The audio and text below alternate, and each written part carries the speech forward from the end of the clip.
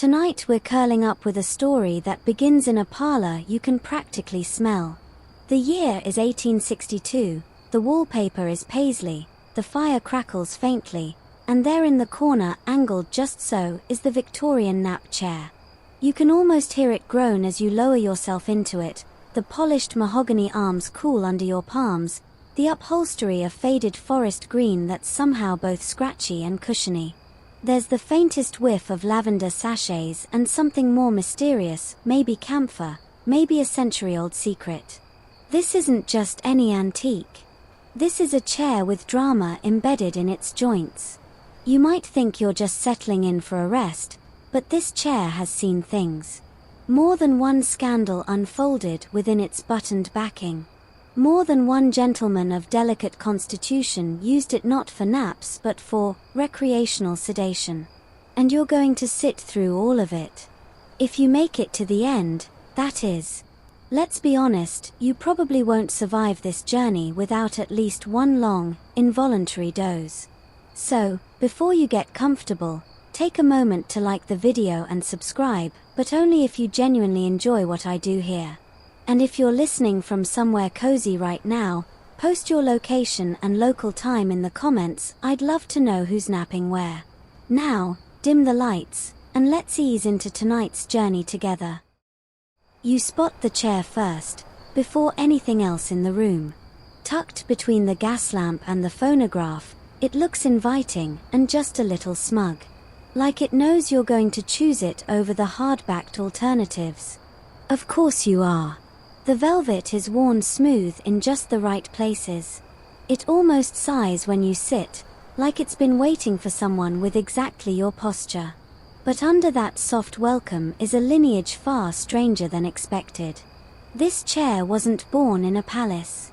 It was born in a workshop, possibly in Clerkenwell, possibly Birmingham.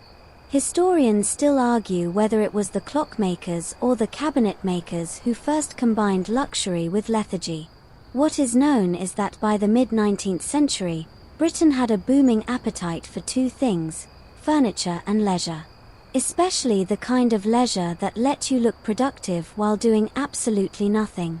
The nap chair, sometimes called a slumber throne, sometimes a repose chair, emerged as the perfect solution. Sloped just enough to make sitting upright feel like hard work, and padded to the point of moral ambiguity, it walked a fine line between comfort and indulgence.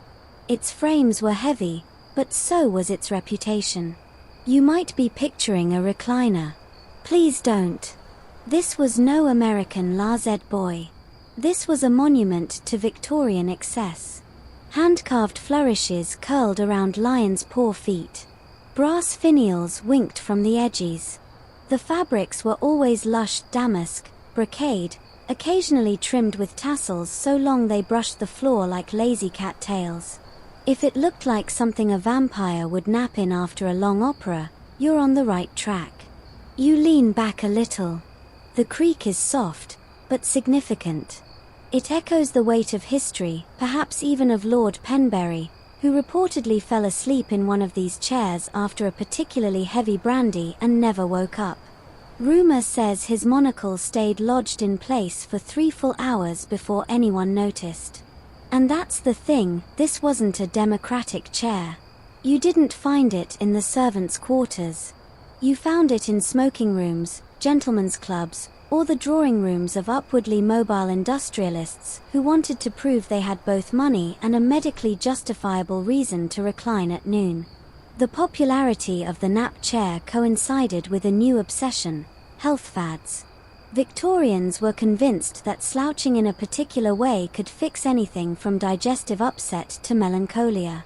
Rest was prescribed liberally, especially for men of intellect, who apparently needed regular periods of horizontal pondering to preserve their cerebral faculties. But it wasn't just for napping. Some chairs had hidden compartments, drawers, even slots for newspapers or flasks. There's one design sketch, only half finished, of a nap chair that includes an attachable foot warmer and a collapsible privacy hood. It was never manufactured, possibly because someone realized it sounded more like a human toaster than a furniture item. Still, The ambition was there. One fringe theory claims that early models were inspired by the design of Roman cathedral ceremonial chairs that weren't meant for comfort at all. Another suggests the shape was copied from Turkish hammam lounges, brought back to England by adventurous, and occasionally hallucinating, colonial officials. The truth, as always, is somewhere in the upholstery. But what's certain is this: by 1865, no self-respecting country house was complete without one. A visitor would be offered tea, then promptly gestured toward the nap chair. It wasn't polite to nap in company, but it was quietly understood that if one's eyes closed for a moment or 10 minutes, it was merely the chair doing its noble work. You feel it now, don't you? That tilt of the backrest. That gentle give behind your shoulders. The way your head sinks just enough to make the idea of sitting upright again seem like too much effort. Congratulations. You've been claimed. The nap chair doesn't just invite stillness, it enforces it. Its design encourages surrender. You're no longer just a visitor in the Victorian home. You're its captive. And the story? Well, it's only just begun. You blink slowly. The weight of the room settles into your bones. Somewhere nearby, a clock ticks, not briskly, but with the dragging rhythm of a lazy Sunday. The chair, it seems, is winning. Your limbs feel heavier. And as your gaze drifts across the room, you wonder, not for the first time, what exactly this piece of furniture was designed for. Was it truly for napping? Or is that just the story they told at dinner parties? A genteel cover for something far more intoxicating? You wiggle your fingers against the velvet armrest. Beneath the layers of dust and decades, something stirs. A rumor, perhaps. Or a memory. Victorian London, for all its formality and frills, was also a place of quiet indulgence. Opium dens flourished behind respectable facades. Laudanum, a tincture of opium and alcohol, was as common on upper-class nightstands as cologne. And this chair, it was not immune to that influence. In fact, more than one surviving inventory list from well-heeled households pairs a nap chair with a small, lockable cabinet. A little too small for books, a little too hidden for cigars. Historians still argue whether these drawers were meant for pipe tobacco or something a touch more illicit. The ambiguity only adds to the intrigue. You shift again. The slope of the chair urges you back into a subtle recline. Not horizontal, not vertical, just that perfect middle ground where time blurs and the mind starts to wander. Victorian physicians had a name for this sensation: therapeutic repose. It was said to help with anxiety, heart palpitations, and inflammatory thoughts, whatever those were. But the reality? Let's be honest. More than one sleepy-eyed aristocrat used the nap chair to drift off not into dreams, but into laudanum-laced haze. Entire afternoons passed like this, with lace curtains swaying and consciousness hovering just outside reach. One particularly bold fringe theory suggests that certain chairs, especially those designed by an eccentric upholsterer named Hollis Wren, were crafted specifically with hidden opium pipe compartments.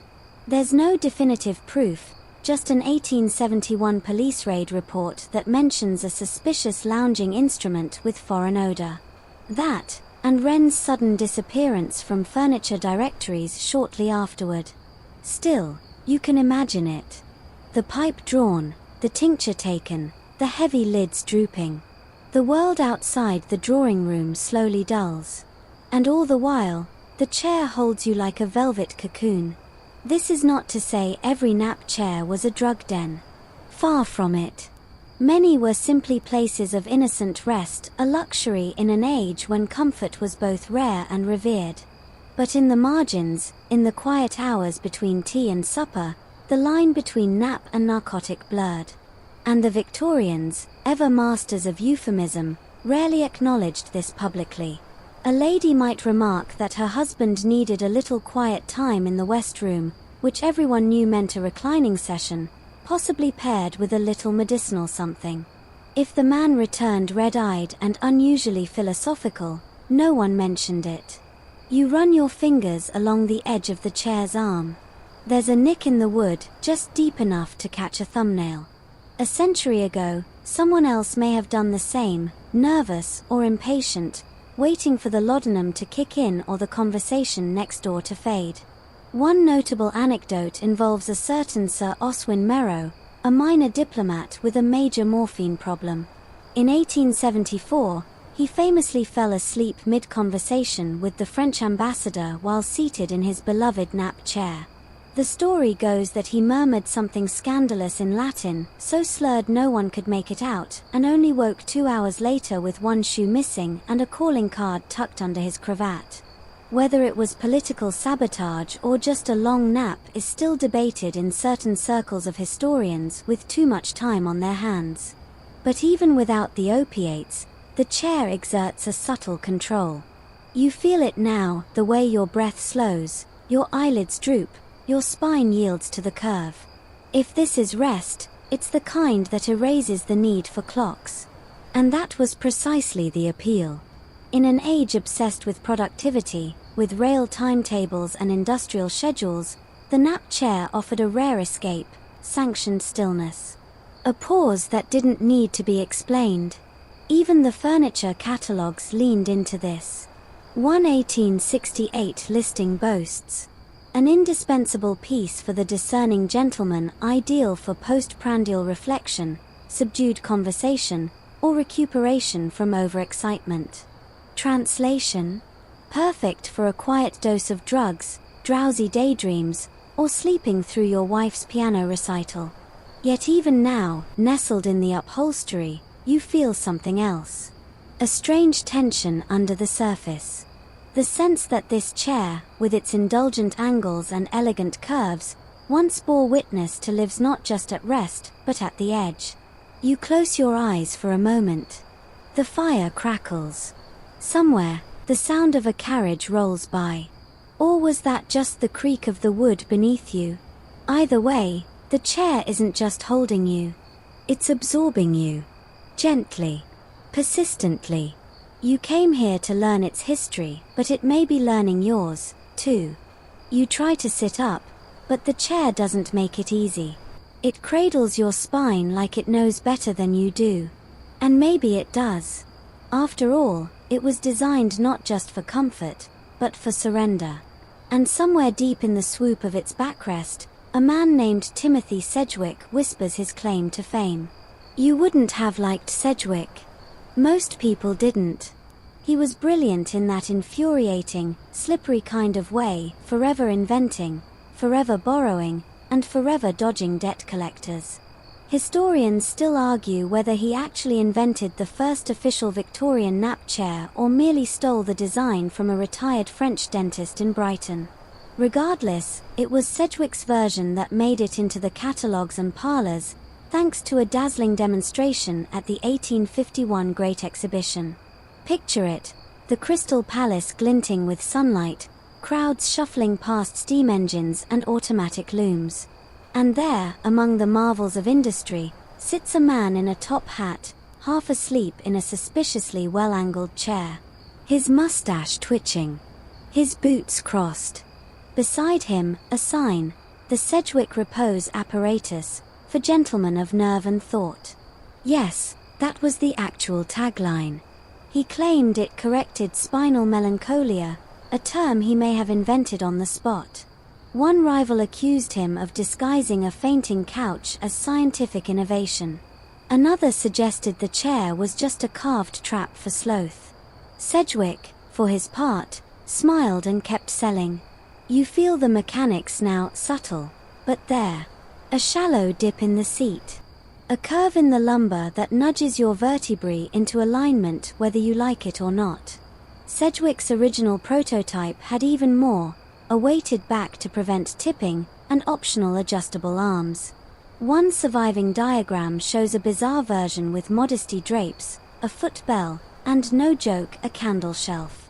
It's hard not to admire his flair. Sedgwick didn't just sell furniture. He sold aspiration. And a bit of nonsense, too. He published pamphlets declaring that brief supine intervals were essential to mental clarity. One handout claimed Napoleon owed his military genius to brief-seated dozes, a fact no historian has ever confirmed and many have laughed outright at. Still, the public loved it. Or at least, the part of the public who could afford it. For every mahogany marvel Sedgwick sold, 5 imitation versions popped up in furniture markets from Manchester to Margate. Some were elegant. Some wobbled. One particularly unfortunate knockoff collapsed under a bishop mid-sermon, sending him flailing into a tray of tea cakes. The church quietly switched to Ottomans after that. Yet even amid controversy and copycats, Sedgwick thrived for a time. He expanded his workshop, opened a showroom, even briefly sponsored a pamphlet on somnolent etiquette for clerks and clergymen. But fame is fickle, and so is fashion. Within 10 years, new models began to outshine his original. Designs from France offered slimmer silhouettes, brass inlays, and less overt lounginess. But it wasn't just competition that did him in. It was the dice. Sedgwick gambled. Spectacularly. One foggy Tuesday in 1864, he bet his entire year's profit on a horse named Velvet Thunder.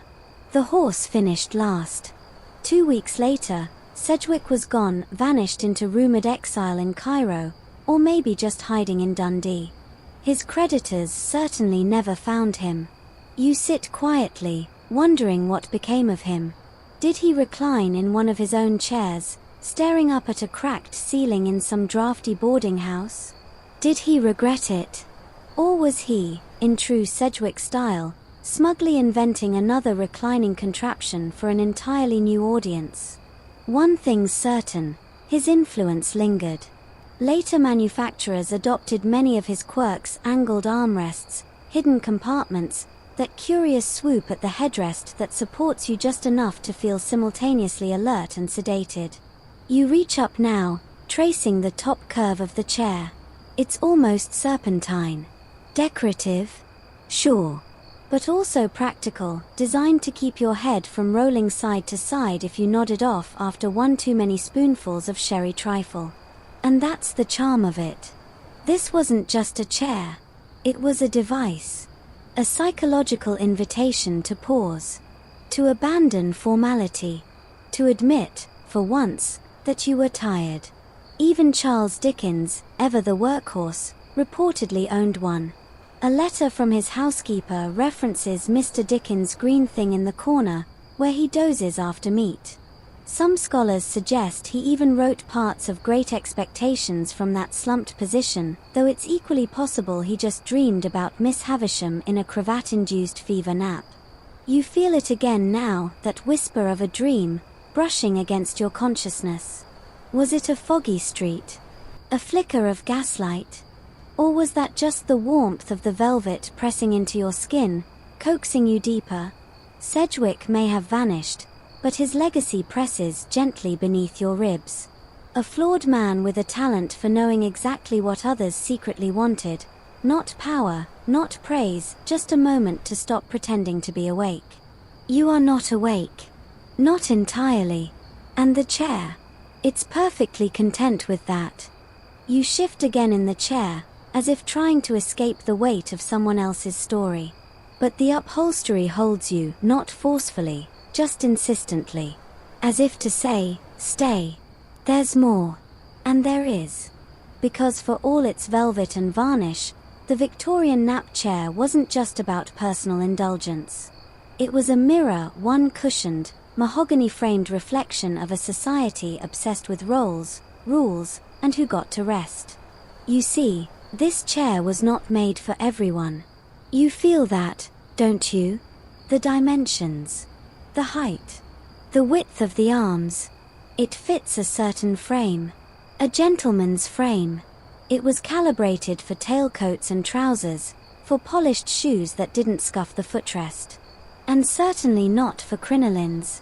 Imagine trying to sit in one with a bustle. Good luck. Victorian women, swaddled in petticoats and expected to glide rather than slump, didn't have nap chairs. They had occasional chairs, uncomfortable, straight-backed, and more ornamental than functional. Their rest was mostly metaphorical. The nap chair, then, became a subtle emblem of patriarchy. A throne of repose for the overburdened gentleman who'd been forced to attend Parliament, or read Latin, or have his mustache trimmed. Meanwhile, his wife was still in the next room hosting a tea with 4 guests and a piano student while pretending not to faint from her corset. Historians still debate whether this was a symptom of deeper gender divides or just a design oversight. But letters from the time offer clues. One housemaid recalls watching Mr. Winfield doze most afternoons in the west chair, which we were not to touch, though Mrs. looked on with envy. Another diary, from a woman named Clara St. James, notes dryly, "I envy my husband his chair, though I suspect it envies me nothing." That one line says more than a whole museum catalogue. And there were other tells, unspoken but clear. Nap chairs appeared almost exclusively in male spaces: the study, the library, the gentleman's club. Rooms with dark wood paneling and cigar smoke. Rooms where decisions were made about business, about politics, about dinner. Places where comfort was permission. Even the term nap was a kind of coded softness. Not sleep, not rest, nap. Brief. Forgivable. Masculine enough to be medically justified, but indulgent enough to be quietly resented by others. You lean forward, just slightly, and notice something etched into the underside of the armrest. Scratched, probably with a penknife. It's faint, but it's there, 1 hour only. A warning, a joke, or a frustrated reminder from a wife who'd had enough of waiting through her husband's therapeutic torpor. Still, not every woman accepted exclusion. Some subverted it. One curious incident involves Lady Evangeline Truss, a novelist known for her scandalous plots and even more scandalous smoking habits. When her husband refused to buy her a nap chair, claiming it was unfeminine, she commissioned her own.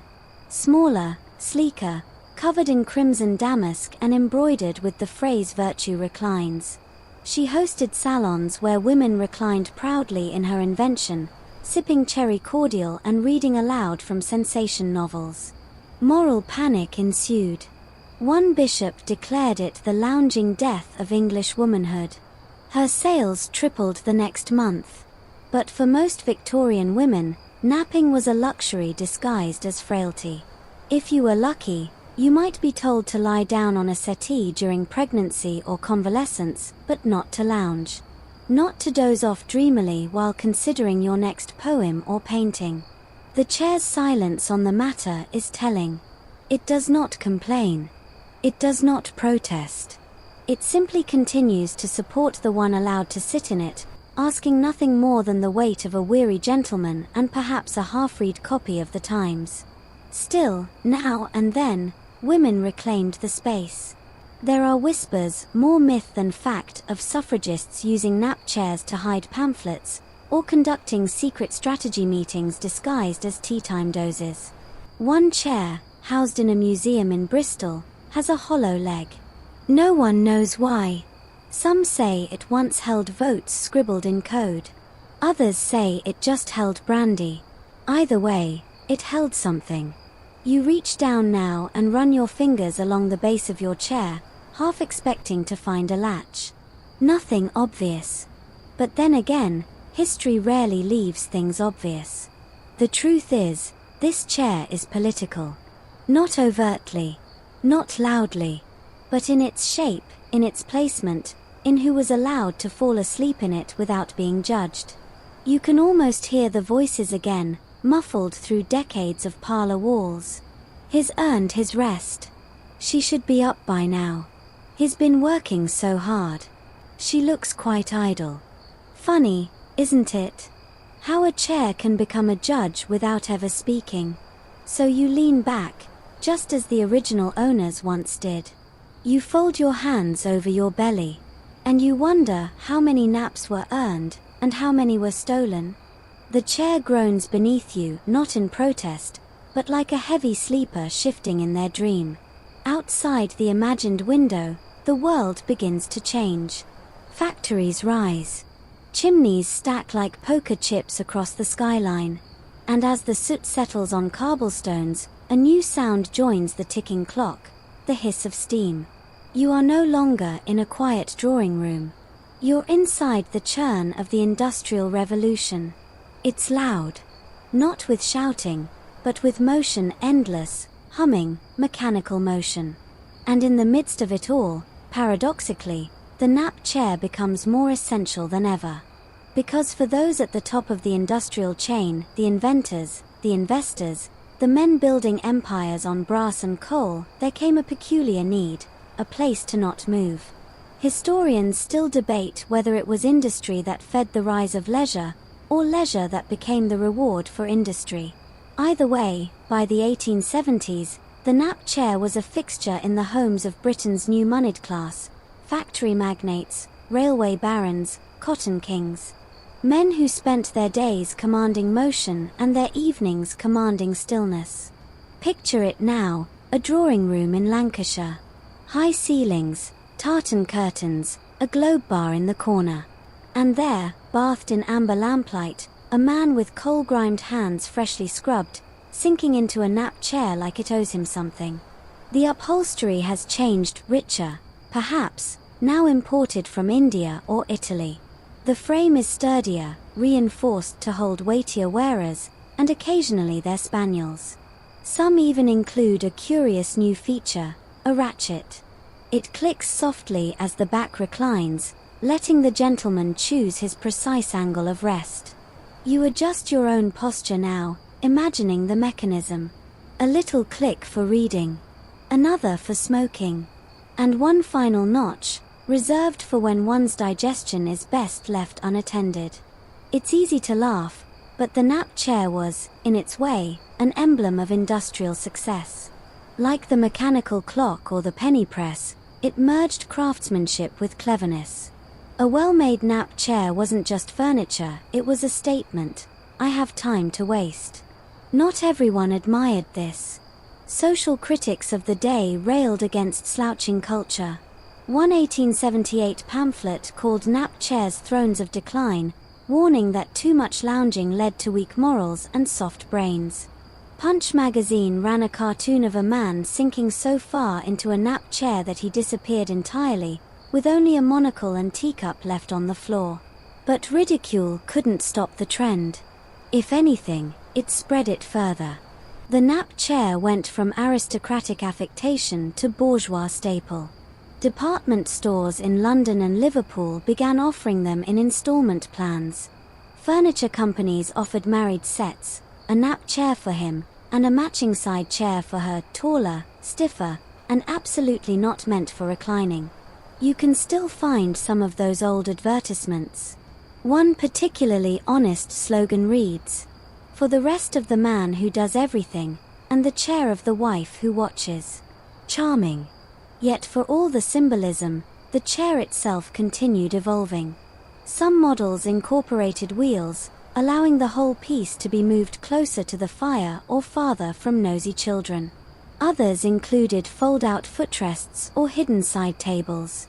One particularly eccentric version even had a built-in phonograph mount, so you could recline while listening to Ye Banks and Brays without having to lift a finger. And behind every chair, a craftsman. Or sometimes, many. The industrial age made parts modular. A single nap chair might be carved in Bristol, upholstered in Leeds, and assembled in London. Furniture workshops became factories. What once took 2 weeks now took 2 days. The rise of steam not only powered machines, it powered leisure. But this came with tension. In the very towns where nap chairs were made, few workers could afford them. You picture it now, a young apprentice sanding the curve of a mahogany armrest, his own spine aching from standing 10 hours at a bench, knowing the finished chair will never hold his weight. There's something bittersweet in that. The chair as reward, the chair as dream. Maybe even the chair as illusion. Still, it spread. Not just across Britain, but into the wider empire. Colonial administrators brought them to far-off outposts, where reclining in heavy velvet under a tropical sun must have felt like the very definition of insanity. But they did it anyway. Because rest, in the Victorian imagination, wasn't just a necessity. It was a right earned, claimed, flaunted. And so, as the factories roared and soot-blackened rooftops, the nap chair stayed quietly still. A small rebellion against the endless forward motion of progress. You look down now, at your own fingers resting on the arms. The grain of the wood is still visible, though faded. You wonder who carved it, who stitched the seams, who sat here first, and whether they ever thought about the ones who built it. The chair doesn't answer. It never does. It just supports. And somehow, in the middle of the machine age, that silent support became more valuable than ever. The chair creaks again, softly, politely, as if announcing the arrival of royalty. You blink once, twice, and suddenly the scent of factory soot is gone. In its place, rosewater, waxed wood, and the ghost of lavender sachets. The ceiling is higher now, the wallpaper more elaborate, and a velvet rope bars off one end of the room. You've entered the royal drawing room. And yes, there's the chair. Not just a nap chair, the nap chair. The one said to have supported the most celebrated derriers of the era. It's grander than you expected. Not just functional, but regal. Embroidered crests. Gilded corners. Armrests carved with floral filigree so delicate you could mistake them for lace. It doesn't just say sit. It says, sit like you mean it, but only if you've been knighted. And here's the surprise. Queen Victoria herself allegedly sat in one. Once. Accounts vary wildly. Some say it happened during a private visit to Osborne House, where she was coaxed into it by a visiting German cousin. Others claim it was after one of her more exhausting royal garden parties, when her physician prescribed a brief spinal repose after 3 hours of handshaking. One version has her entering the room, eyeing the chair, and saying simply, "How dreadfully indulgent," before retreating to her writing desk instead. Historians still argue whether she ever actually reclined. But Prince Albert? Oh, he loved it. Apparently, he even commissioned a custom version, taller, narrower, with an adjustable headrest and a lockable drawer for his architectural sketches. The idea of Prince Albert lounging might sound absurd. After all, he's remembered for starch, structure, and self-improvement. But even men of marble need to stretch out. And the nap chair, perhaps discreetly placed behind a modesty screen, was just the ticket. A royal valet's journal, discovered decades later, includes a cryptic line. His Highness finds the chair agreeable for thought, and tolerable for sleep, provided the dog is removed first. One imagines a small spaniel reluctantly vacating the seat just as Albert lowers himself with kingly grace. But despite royal flirtation, the nap chair never quite became official palace furniture. It was a little too relaxed for court life. A little too suggestive of comfort, which at that level of monarchy, could look suspiciously like laziness. The Queen's favoured seat was reportedly a stiff, upright contraption with a writing surface attached, designed to support duty, not dreams. Still, the royal brush with napchair fame caused a ripple effect. If they had one even in secret, then surely every well-to-do family in Surrey needed one, too. Overnight, catalogues began offering Osborne-style reposes and Albertian recliners. None had any connection to the palace, of course, but that didn't stop the marketing. You lean back again, letting your head fall into the slight dip at the crown of the chair. It fits. Not perfectly, but purposefully. Like it was designed for someone who wants to feel taller while doing absolutely nothing. That's the secret no one tells you. The nap chair was power disguised as passivity. To recline was to command rest. And royalty, for all their stiff collars and ceremonial duties, understood the performance of rest as well as the performance of rule. There's even a rumor, wholly unverified, entirely irresistible, that a young Edward VII once hosted a gentleman's game night where 4 nap chairs were arranged around a card table. They played baccarat for hours, each man reclining, drinks balanced on side tables, monocles fogging in the lamplight. No one remembers who won. But someone fell asleep during the final hand and woke up to find his mustache dipped in port. The royal flirtation with the nap chair also sparked innovation. Court artisans began experimenting with luxury versions, velvet imported from Florence, embroidery stitched by handmaidens, cushioning filled with down from royal swans. One example still exists in a museum in York, though it's usually mistaken for a throne. It isn't. It just has better lumbar support. You brush your hand along the armrest again. Somewhere in the grain, someone imagined a world where even monarchs could pause. Not retreat, not collapse, but pause. Just long enough to gather thoughts, slow the breath, and feel something other than obligation pressing down. Maybe that's what Prince Albert liked most. Not the soft cushion, not the height or the quiet, but the possibility that he could rest without relinquishing control. You wonder, now, how many public figures used nap chairs in secret? Politicians, authors, inventors. There's a story, apocryphal, of course, that Florence Nightingale borrowed one during a brief illness and sent it back with a note reading, "A better nurse than most." There's power in rest. You can feel it now. Not weakness. Not decadence. Just stillness. Absolute and unapologetic. And here, in this imagined palace, you sit in a chair that once flirted with royalty, held the weight of empires, and still manages to hum softly beneath you like a lullaby wrapped in mahogany. The chair tilts you slightly further back. Not so much that you'd call it reclining, more like surrendering at a polite 27-degree angle. It's a quiet shift, but a meaningful one.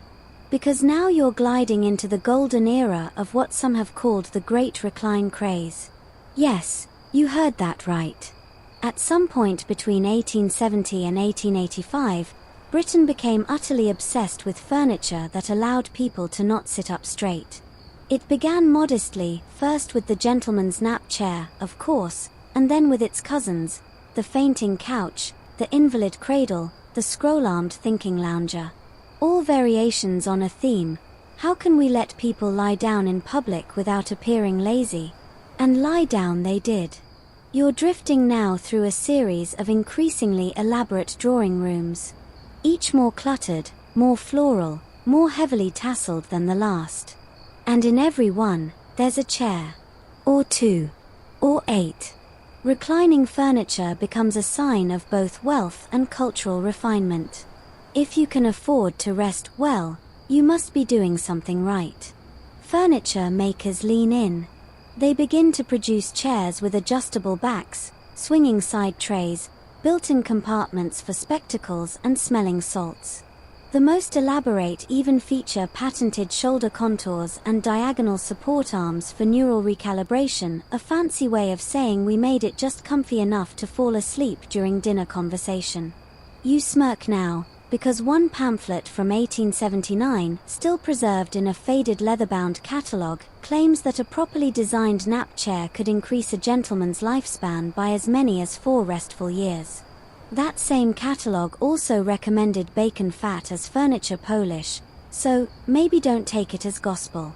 Still, the phenomenon was real. Doctors began recommending repose not just for illness, but for general maintenance. Preventative lounging, they called it. And not just for men anymore. Women, too, were now being advised to recline in their own designated fainting lounges, naturally. A space where they could collapse gently and with dignity, ideally while holding a lace fan and being silently judged by a taxidermied pheasant. Historians still argue whether this sudden boom in reclining furniture was driven by genuine medical concern or simply a societal panic that people weren't relaxing correctly. Either way, the furniture world responded with fervor. And nowhere was the craze more visible than in the advertisements. You imagine the lithographs now, elegantly dressed figures half-slumped in velvet thrones, eyes half-lidded in ecstasy, one finger barely managing to hold a novel. The slogans were poetry. A chair for the mind to wander. Recline like a poet, rise like a statesman. For the gentleman who has everything, including fatigue. The best. A 2-page ad featuring a man reclining in his garden, sipping sherry, with a footman adjusting the angle of his parasol. The caption: "Why stand, when sitting is suffering?" Even the arts took note. Painters began including nap chairs in their domestic scenes, not as props, but as statements. A man dozing in a chair was not idle, he was reflecting. A woman reclining wasn't being lazy, she was becoming one with the aesthetic movement. And in literature, you can find them everywhere once you know to look. From Sherlock Holmes slouching in his high-backed reading chair to the melancholy musings of Henry James's heroines. Reclining became a narrative device. A way to signal thoughtfulness, wealth, or quiet despair. You slide your hand now along the side seam of the chair and imagine the thousands of fingers before yours. Nervous fingers. Restless ones. Gentlemen quietly weeping over bad investments. Women exhaling after holding in their breath for a corset-length morning. A dozen tiny dramas, all softened by velvet and time. One particularly quirky fringe fact. There was a brief but deeply real movement in 1882 to make reclining chairs standard issue in public libraries. The idea was floated by a London philanthropist who claimed that gentle backtilt increases poetic retention. The proposal was dismissed after several scholars reportedly fell asleep face-first into Milton. Still, you admire the ambition. Because in this era, comfort wasn't just a physical sensation. It was an intellectual privilege. To recline was to choose not to act. Not to participate. Just for a moment. Just long enough to become unbothered. And that, dear listener, became the heart of the craze. The Victorian world was spinning faster every day.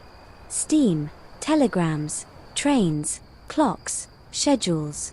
The nap chair said, "What if you simply didn't?" And people didn't. 4 hours.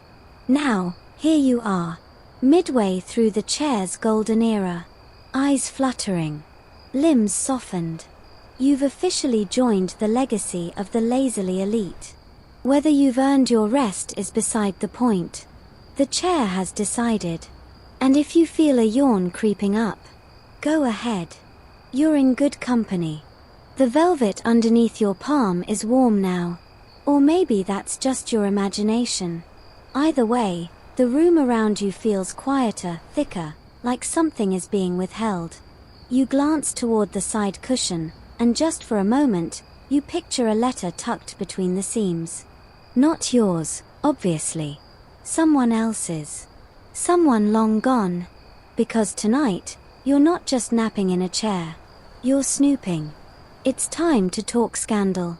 As you lean a bit further back, just enough to hear the chair sigh, you drift into the juiciest, most whispered chapter in the nap chair's peculiar history.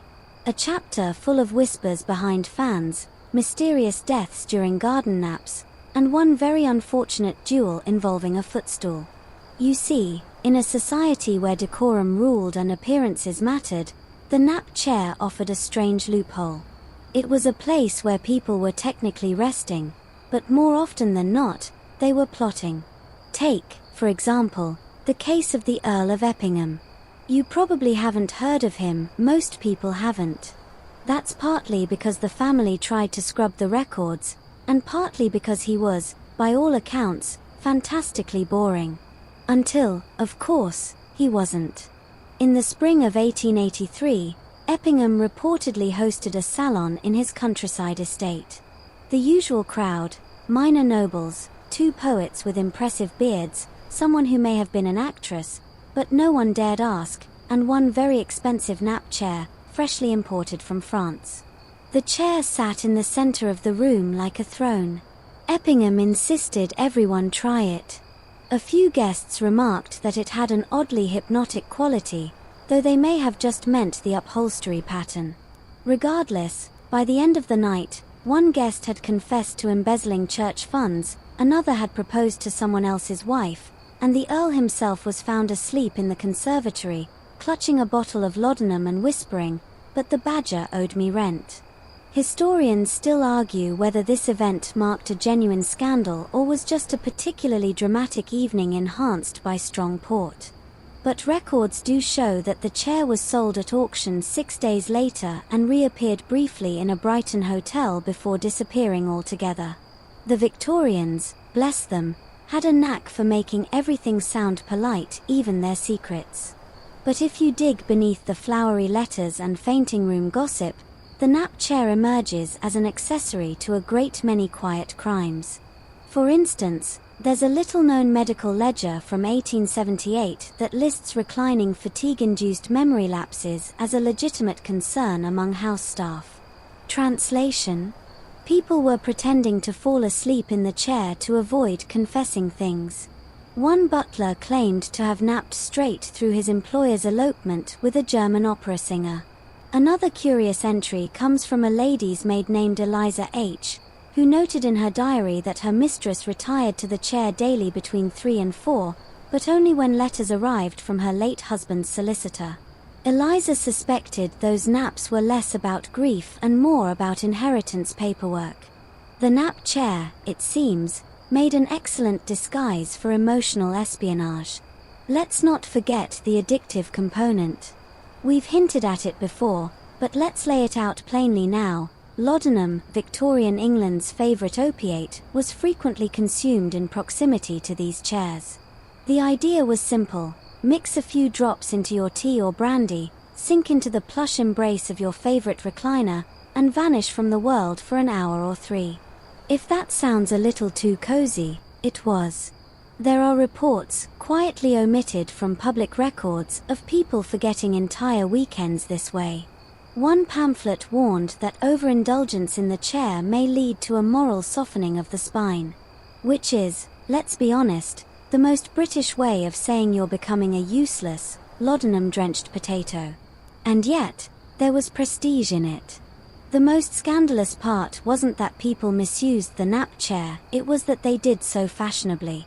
Writers claimed it helped them channel the muses. Philosophers insisted that philosophical clarity only came when one's head was tilted exactly 17 degrees to the left, beneath a velvet drape. Poets? They absolutely abused it. One infamous sonnet ends with the line, "And so I slept, till guilt did seep, from feathered seat to shadowed deep." A bit much.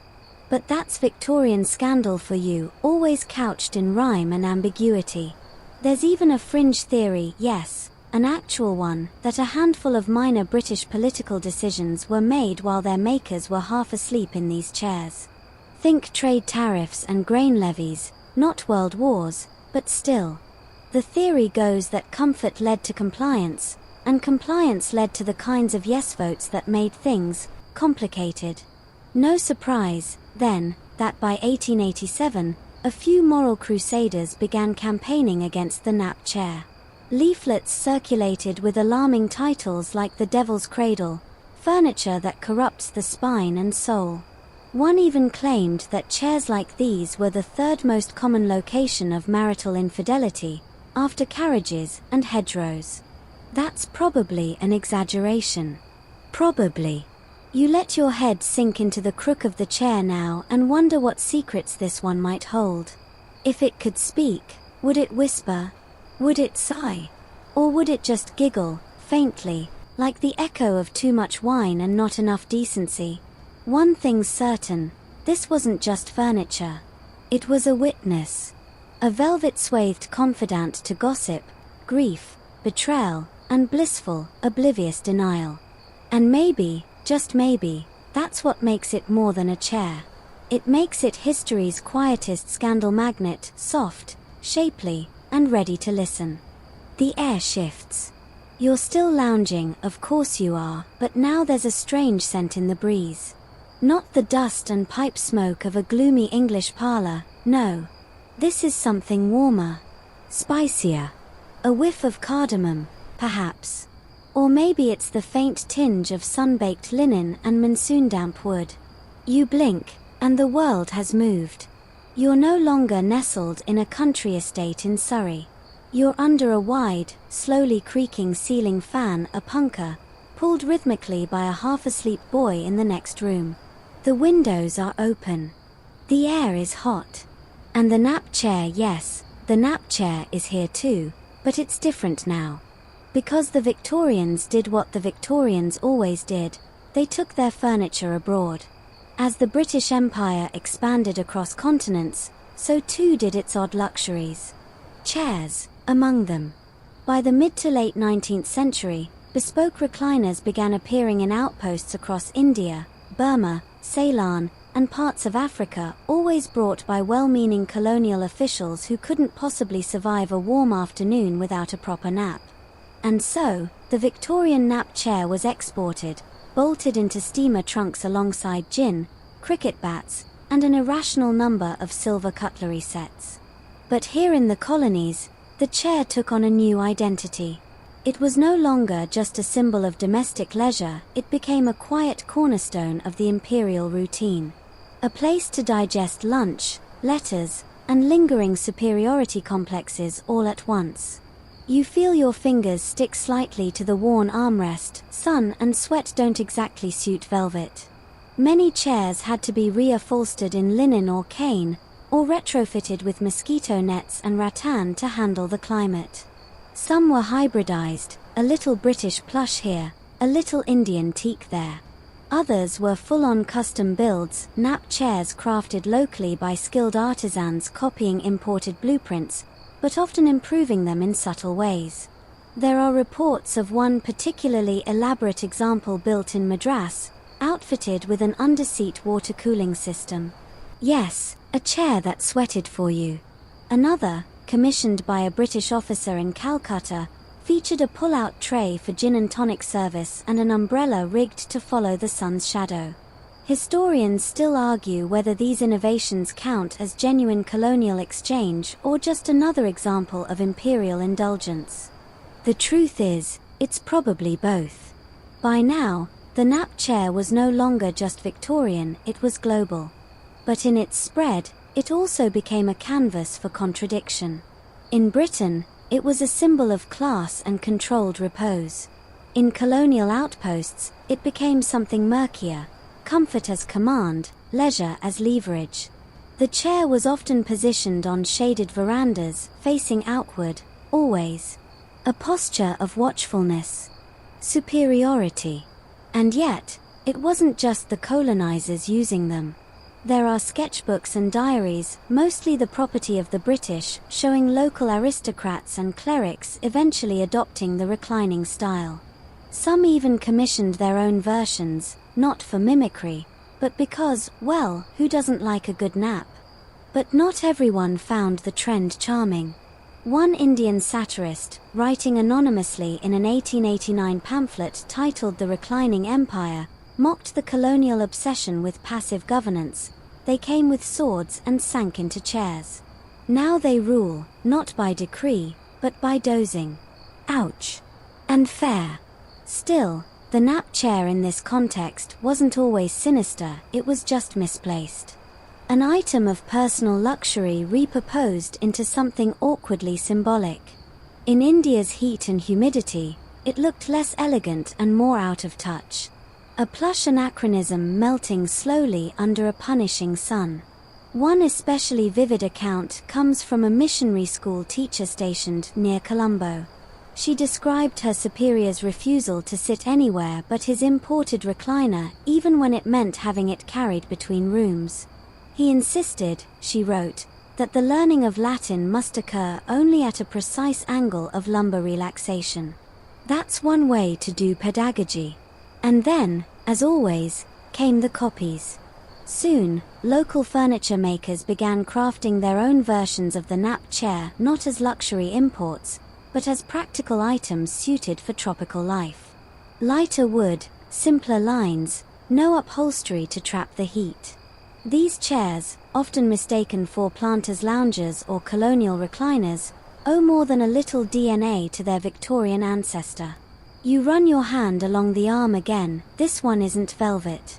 It's cool, polished rosewood, smoothed by time and perhaps 1,000 siestas.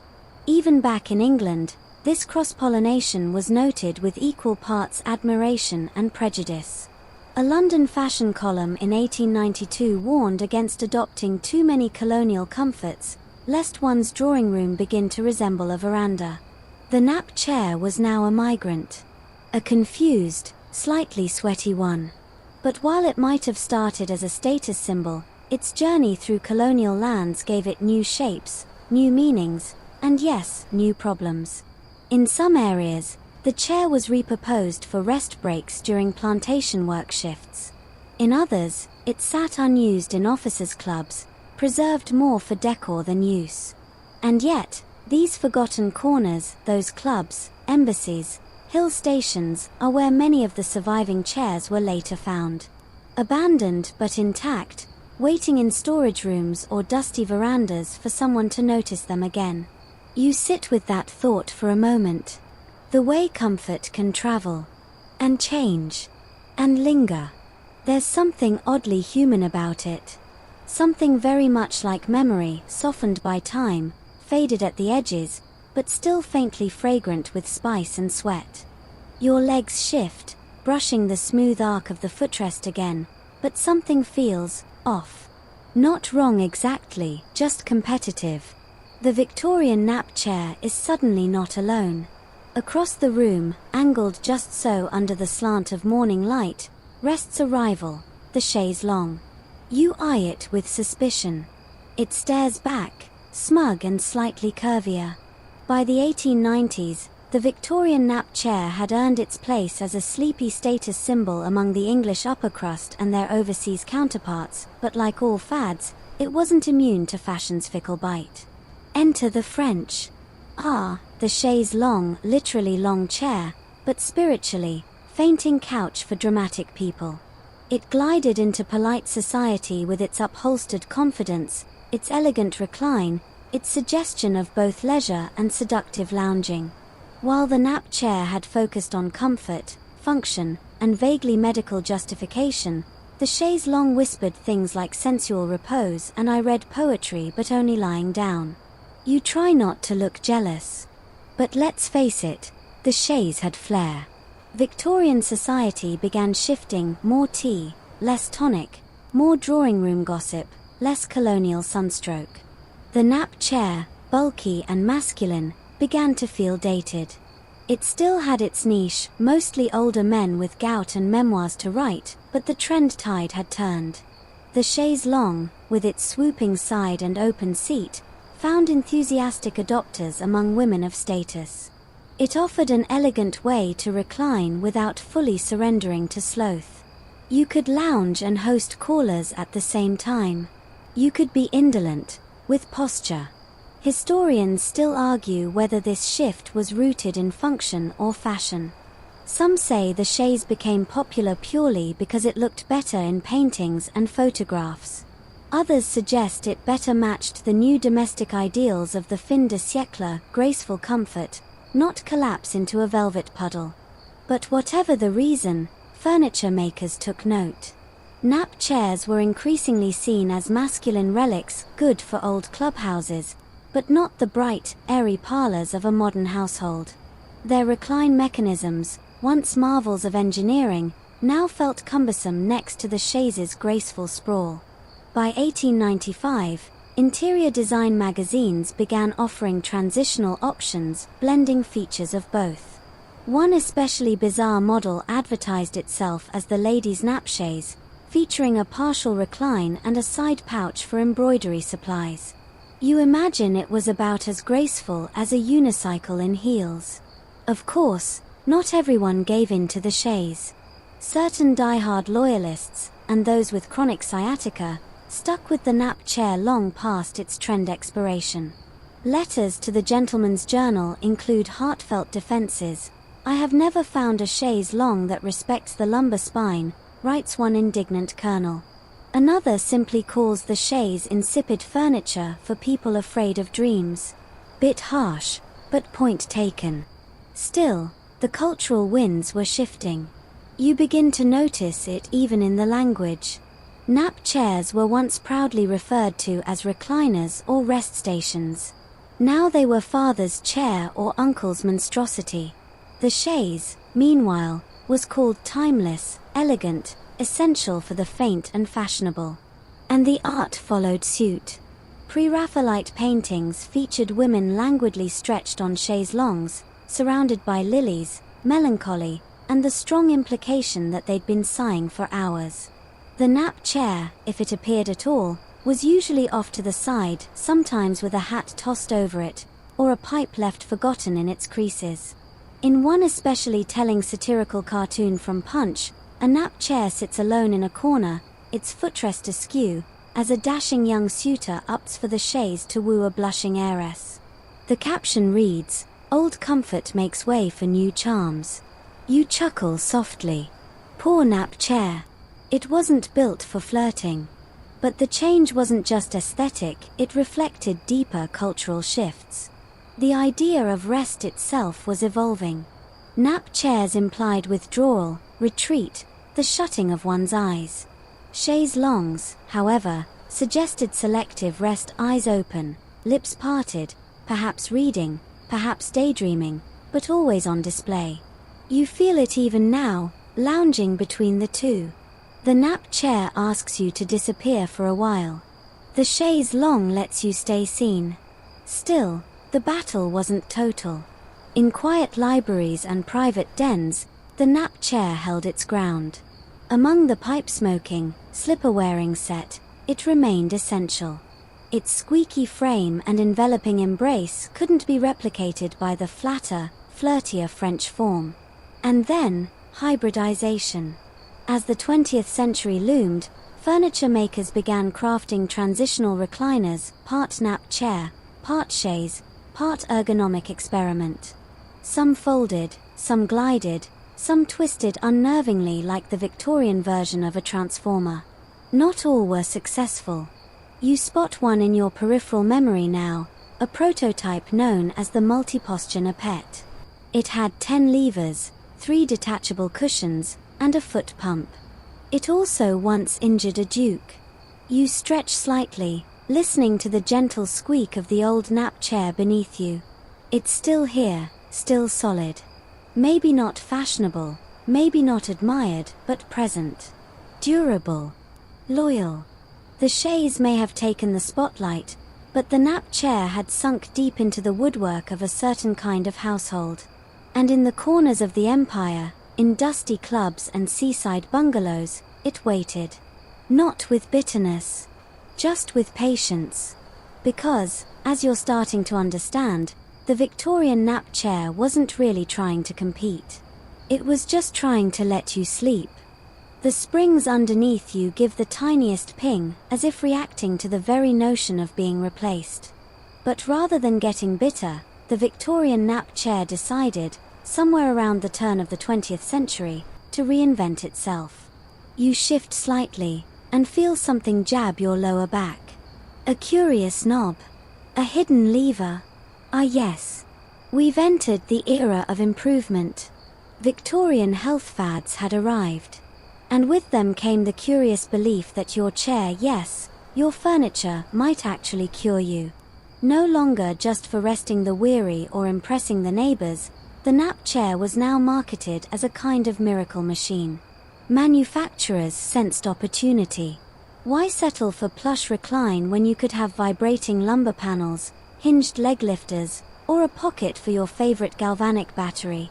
One model, affectionately called the Revitarest, claimed it could improve circulation, encourage moral discipline, and adjust the spinal temperament. Historians still argue whether any of these devices actually worked, or if they simply tickled you into thinking you were healthier. You try to adjust the curious knob and immediately regret it. Something shifts sharply, and now you're tilted at a jaunty 27 degrees with your knees higher than your chin. Ah, the patented reverse blood-bathing position. supposed to oxygenate the brain. Also used by bats. It wasn't just pseudoscience. The Victorians had a genuine, if occasionally misguided, fascination with health and the human body. Hydrotherapy, electrotherapy, magnetism, smelling salts, no ailment was too small for a dramatic, impractical device. And the nap chair, like a loyal but increasingly confused butler, was expected to keep up. Some were rebranded as orthopedic recliners, touting testimonials from anonymous doctors with suspiciously perfect handwriting. Others offered lumbar compresses filled with herbs or coal dust. A few promised to correct melancholy through firm posterior support. You sit straighter at that one. It's hard to argue with a chair that claims to cure sadness and sciatica. What's quirkier, though, is how these inventions fed into a broader, almost spiritual faith in rest as transformation. Rest wasn't just recovery, it was purification. To recline properly was to surrender oneself to renewal. To not recline was, arguably, to invite moral decay. Thus, the health nap chair was born. You might imagine a few odd models in your mind's eye: chairs with built-in hot water bottles, trays for liver tonics, pulleys to extend the spine during digestion.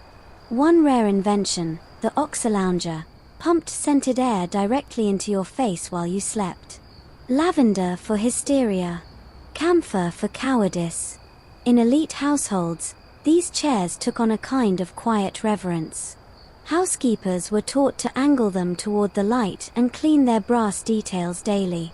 Guests were sometimes invited to try a minute or two on the family's therapeutic tilter, usually followed by exaggerated sighs and pretend visions of heaven. But not all embraced the trend. Some doctors called these chairs dangerous distractions, accusing them of turning valid medical treatment into parlor games. Others warned of overstimulation, bad posture, and the horror of limbs rendered idle by invention. A few even proposed banning certain models from public sale, especially after one recliner allegedly flung a vicar across a conservatory. Still, the movement persisted. Wealthy families sent nap chairs on holiday with them, ensuring their health regimen remained intact even in Brighton or Biarritz. Some trains even offered compartments with built-in reclining seats for the delicate traveller. And one London gentleman was so committed to his therapy chair that he had a small trolley built beneath it, allowing him to be wheeled from room to room upright in the morning, reclined after lunch, deeply horizontal by supper. You can't help but smile. The Victorians may have been strict in their manners, but their furniture fantasies bordered on science fiction. And yet, deep down, the evolution made sense. The industrial age had introduced constant motion, steam, gears, deadlines, railroads. Amid all that, people longed for something soft, controllable, and reassuringly stationary. The nap chair became a tiny rebellion, a personal command center of stillness in a world speeding up. What's more, the medical craze gave the nap chair one last gasp of relevance. While the chaise long ruled fashionable drawing rooms, the recliner ruled convalescence rooms, sanatoria, and private reading corners. It adapted, twisted, and even got uglier, but it remained vital. In fact, some historians believe this era paved the way for the modern recliner. You know the one. Fuzzy brown. Buttons on the side. Usually accompanied by your uncle. Its mechanical DNA traces back to these eccentric Victorian contraptions, half comfort, half optimism. You lean back again, more gently this time. No knobs. No pulleys. Just the sigh of old springs adjusting to a familiar weight. There's something touching about that, the way a chair evolved not out of need, but out of the hope that maybe a better nap could fix everything. It didn't.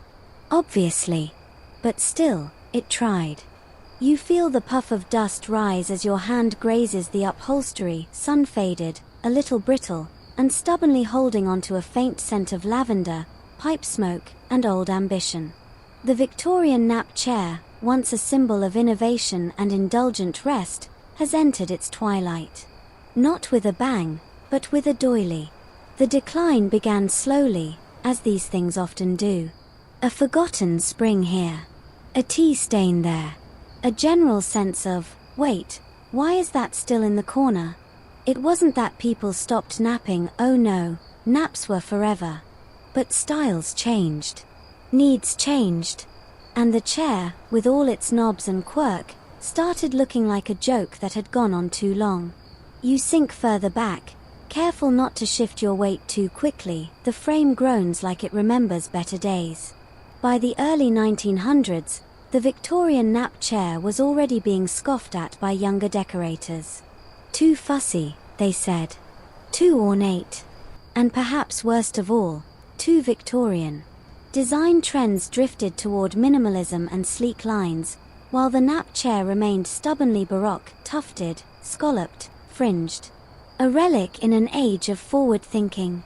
The Industrial Revolution had turned into the modernist movement, and the chair was still sitting in the parlor wearing lace like it hadn't gotten the memo. Historians still argue whether the final blow came from fashion, technology, or simply dust. Some blame the emergence of mass-market furniture catalogs, which favored simpler, cheaper designs. Others point to the rise of more mobile lifestyles. People weren't sitting around all afternoon anymore, they were commuting, working long hours, or migrating to cities where every square foot mattered. And a hulking nap chair, even one promising spinal bliss, was not a city dweller's friend. And so they were banished. First to lesser-used rooms, guest bedrooms, dusty studies, the corner of the attic where old hobbies go to die. Then, in time, to charity shops, estate sales, and curbside free piles. A few lucky ones ended up in museums, roped off behind glass, silently begging for someone to appreciate the intricacies of a walnut inlay or hand-stitched floral tapestry. You might be thinking, surely someone tried to rescue them? Of course. The Edwardians, ever sentimental, did try to romanticize the old styles. But their version of nostalgia was carefully curated. The nap chair, so intimately tied to the peculiarities of Victorian medicine, rest, and opulence, simply didn't fit the new narrative.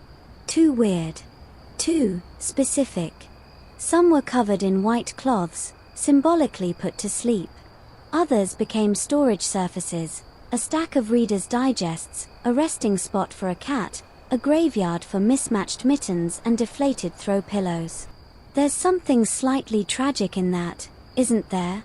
These chairs were designed for presence, for conscious relaxation, therapeutic posturing, deliberate moments of stillness.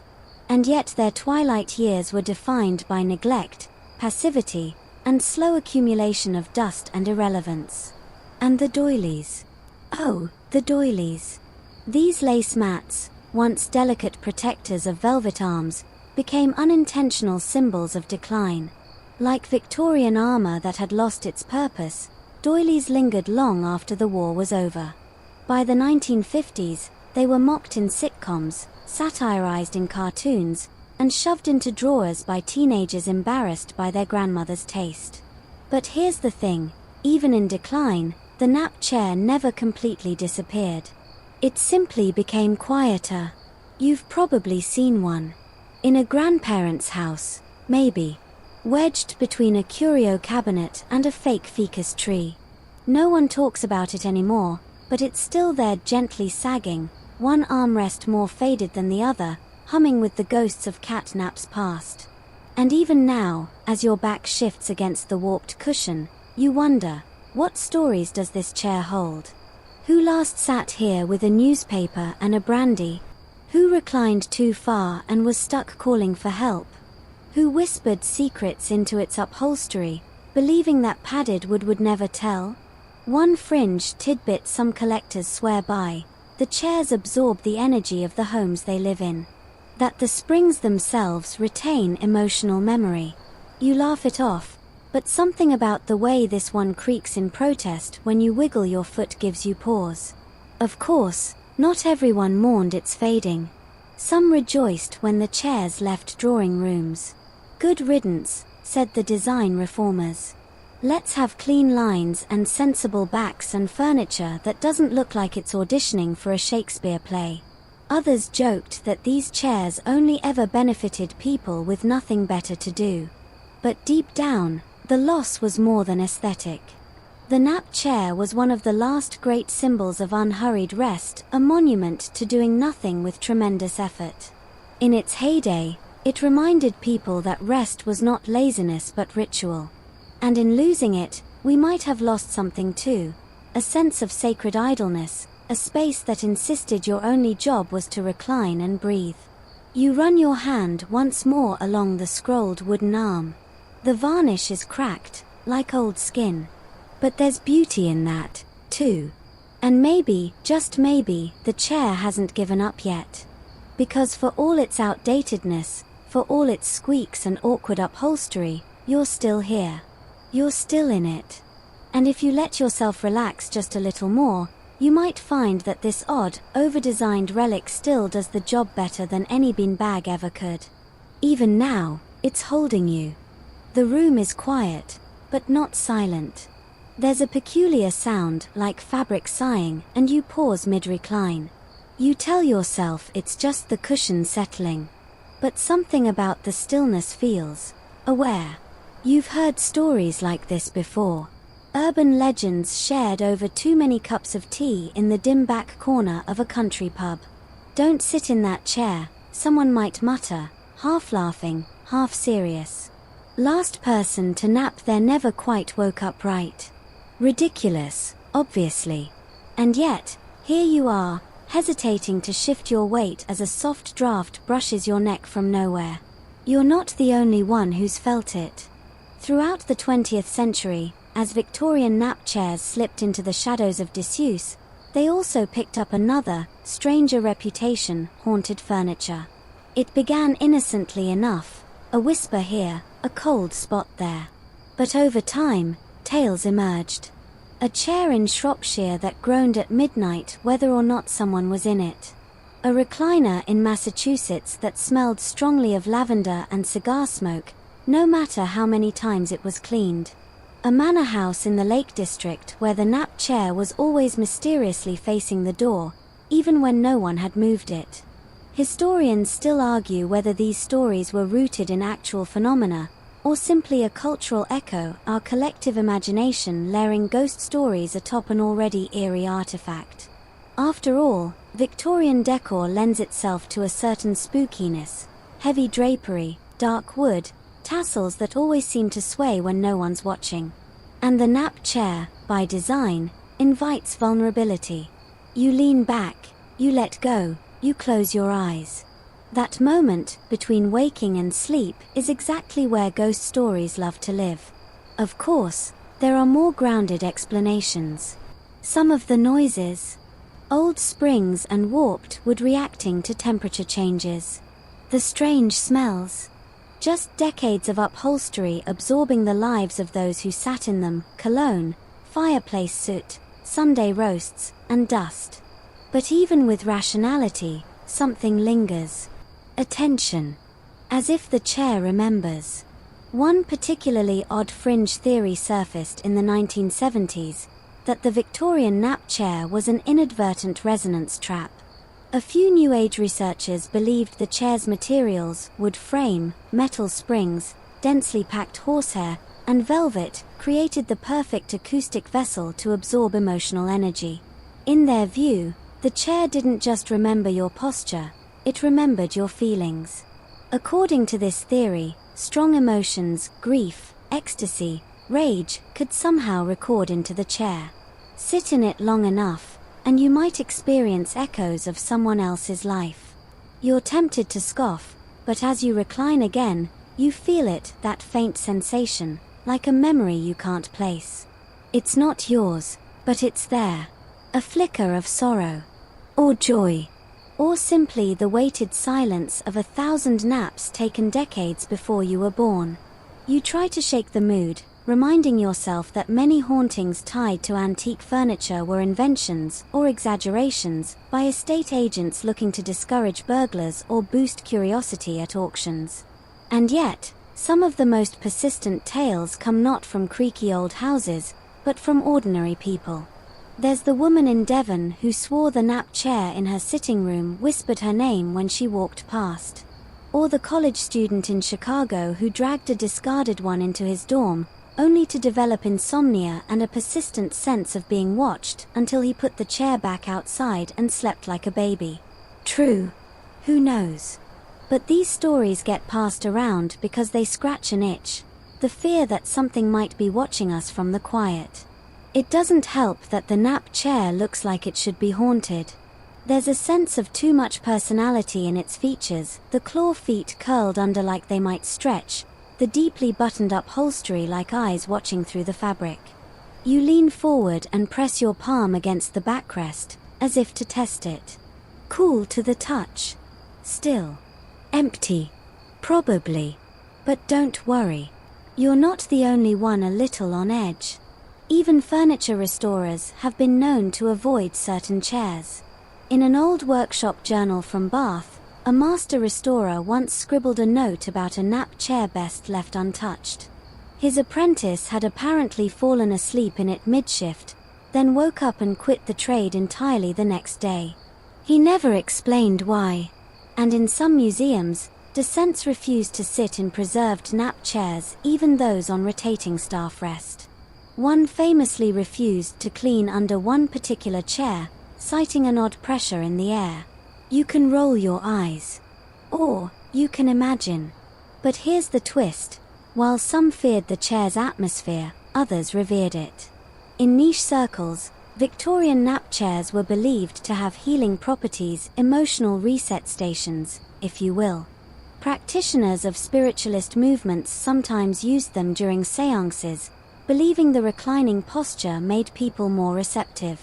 Some even positioned them under open skylights during full moons for cleansing. Okay, yes, that one sounds particularly fringe, even for the Victorians. But it's also oddly poetic. A haunted chair, but maybe also a hopeful one. A vessel not just of eerie feelings, but of deeply human ones. Maybe what you're sensing isn't a ghost, but a memory. A nap taken after terrible news. A sigh of relief after war's end. The joy of a child who crawled up, uninvited, just to snuggle beside someone resting. This chair has seen a lot. And if it creaks, it's only because it's full of stories, too numerous and too tightly woven to spill all at once. So go on, lean back. Close your eyes. That sound behind you? Just the wood. Probably. Or maybe someone else saying thank you for listening, one last time. You shift in your seat, and the old wood beneath you creaks, not a spooky creak this time, just the sound of age. It's a familiar groan, one you've heard in attics, dusty corners of grandparents' homes, and the occasional vintage shop where everything smells faintly of lavender, mildew, and nostalgia. These chairs, what's left of them, aren't in museums of grandeur or behind velvet ropes. No, they live quiet lives now. Survivors tucked in the corners of places that don't even realize the history they hold. Some are buried under doilies and afghans. Others serve as plant stands, draped in pothose vines that don't care about history at all. You might have seen one and not even noticed. Maybe at your great-aunt's house, where the back sunroom smells like rosewater and biscuits. Or in the corner of an old church, where someone rests their coat without realizing they're placing it on the same armrest where a Victorian solicitor once napped off a headache, circa 1874. There's one at the Victoria and Albert Museum, technically listed as a late 19th century reclining parlor chair with medical features. It's roped off, of course, polished up so nicely that it looks more like a movie prop than a piece of human history. No one gets to sit in it anymore.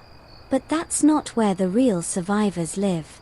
The true nap chairs still in use, or at least still present, are scattered in forgotten corners of homes passed down through generations.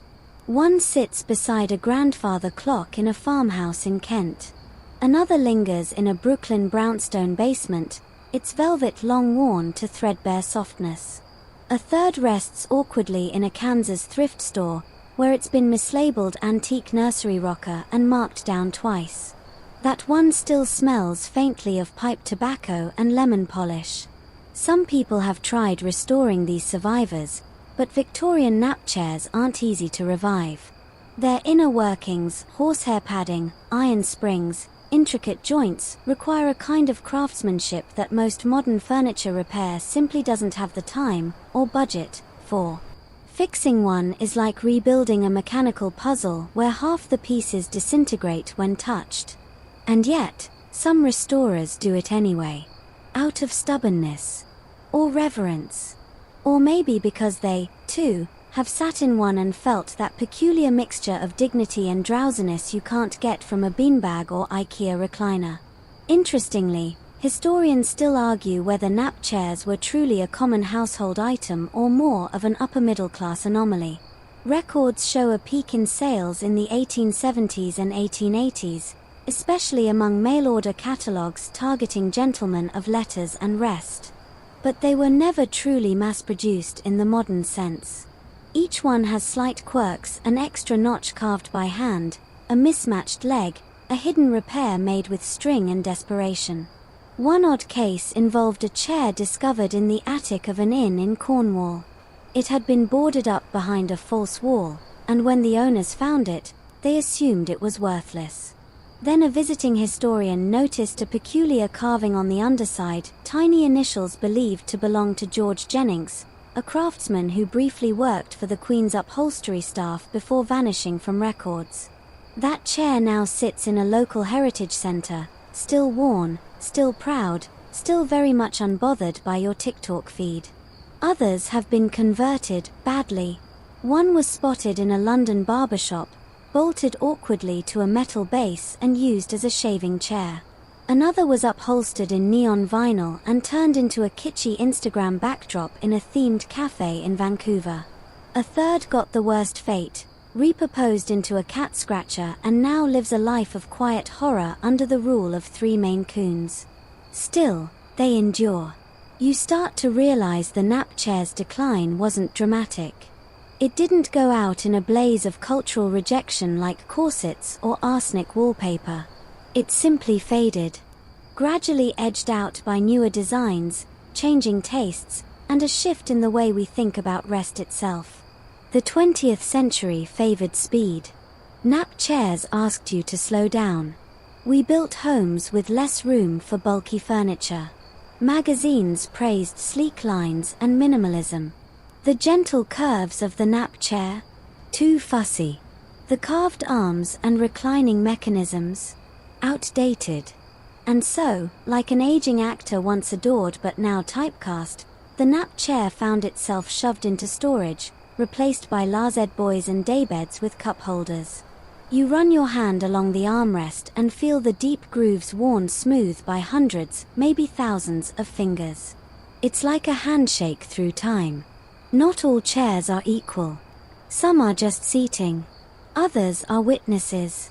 And this one, it's witnessed naps taken in exhaustion after hours of embroidery. Crushed letters read and reread under gaslight. Infants cradled in arms that trembled from lack of sleep. It has felt mourning shawls, wedding veils, perhaps even coronation dreams. One old man in Wales swore that his nap chair helped him live to 102. His logic: every time the world got too loud, I sat down and let it pass.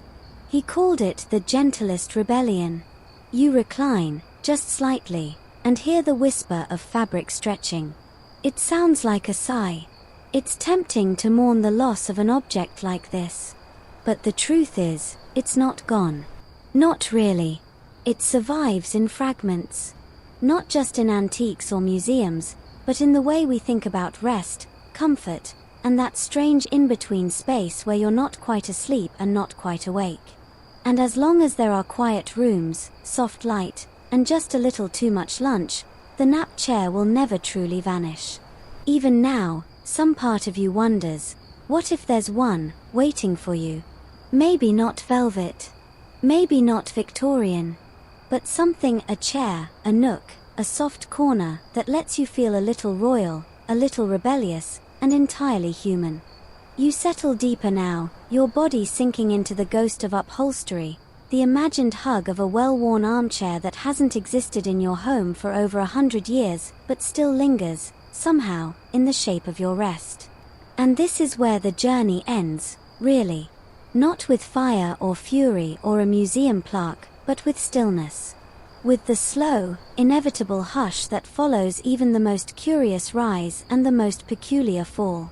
The Victorian nap chair, in all its creaky, overstuffed, vaguely scandalous glory, has eased its way out of history. Or, more accurately, it's settled into the parts of history we don't dust off very often. Its legacy isn't grand like a locomotive or heart-wrenching like a battlefield letter. It's quieter, softer, tucked into the corners of collective memory where people once believed rest could be engineered into elegance. There's something oddly profound in that, isn't there? The idea that someone thought to carve mahogany just so, designed hinges to recline at precisely the right pitch, not to conquer or to impress, but simply to help a person nap better. That was the goal. In an empire obsessed with progress, conquest, and industrial fervor, someone said, wait, what if we just sat down for a bit? And for a few decades, they did. Stuffy parliamentarians, corseted socialites, wide-eyed clerks exhausted from ledgering each took a moment to recline, maybe dream, maybe scheme. Sometimes to recover from a headache. Sometimes from heartbreak. One chair, in one parlor, once bore the full weight of a failed marriage proposal and then, on Tuesdays, a ginger cat named Cecil. Historians still argue whether the nap chair was primarily a medical device, a luxury indulgence, or simply a trend born from a uniquely Victorian fear of standing upright for too long. All theories have merit. There's truth in each. But you're not thinking about that now. Because you're drifting. And the springs under you, real or imagined, are quiet. No squeaks, no jabs. Just the faint sense of movement slowing, like a train gliding to a stop or a ceiling fan finishing its final rotation. Somewhere, someone else is probably trying to bring them back. There's always a revival brewing somewhere. A boutique furniture company in Copenhagen. A steampunk enthusiast in Melbourne. A university student in Edinburgh crafting one for a thesis titled Posture and Privilege, Domestic Ergonomics in Victorian England. They'll bring it back. Someone always does. Because even in a world full of standing desks and mindfulness apps, the nap chair still makes an appealing argument. Just sit. Just be. Just let go for a moment. And when you do, you'll understand the chair's true power. It was never about the design. Not really. Not the velvet, the wheels, or even the pocket that once held laudanum and smelling salts. It was about permission. Permission to stop. To sink. To surrender, without shame, to the absurd beauty of an unearned nap. And that, dear listener, is its most lasting inheritance. So as you breathe deeper now, still and soft, remember the quiet rebellion of the nap chair. The whispered protests against constant productivity. The dignified dozing of a world long gone, but never entirely lost. You carry that legacy now. In your own way. Whether in a hammock, on a train seat, or sprawled diagonally across a couch that was never designed to hold quite that many limbs. Rest is still resistance. Comfort is still a kind of wisdom. And somewhere, deep in the padding of time, the Victorian nap chair thanks you for remembering. The journey fades now.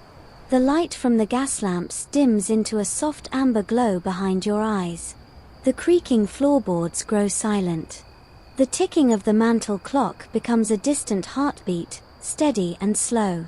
You breathe in. The scent of old wood and quiet ambition lingers. You exhale. And everything folds into softness. Let your limbs go heavy, like velvet draped over a chair too elegant to need an explanation. Let your thoughts trail off like the fringe of an old cushion, loose, a little tangled, but lovely in their surrender. Let the day fall away, not with a bang, but with the subtle grace of someone reclining back and deciding, simply, that it can all wait until morning.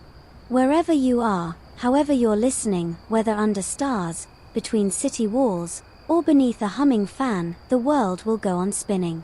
You don't have to keep up. Tonight, just rest. The story is over. And so, too, is the noise. Sleep well, friend. You've earned it.